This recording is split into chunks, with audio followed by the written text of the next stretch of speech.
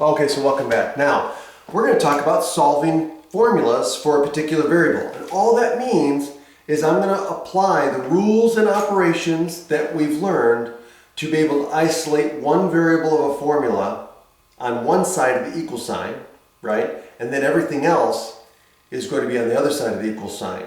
Okay, that's it. That's all we do. That's what we mean when we say solve a formula for a particular variable. For example, in this case here, I have the area formula for a triangle. And so what if I gave you this and I said, okay, I want you to solve this formula for h, the height of the triangle. Well, what would I do? Okay, well, I would use all of the rules I've learned and make sure I follow the principles I've learned, okay, and all the legal operations in order to isolate the h on one side of the equal sign and everything else on the other side. And when I do that, I'm done. I've solved the formula.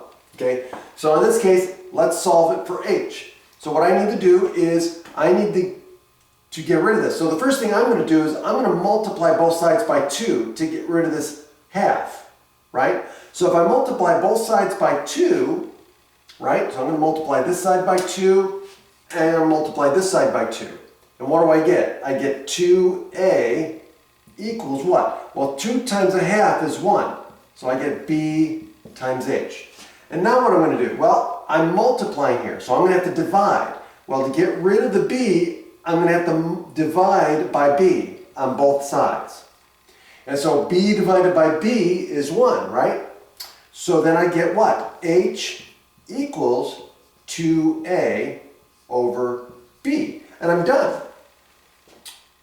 I've done what I was asked to do. I solved it for h.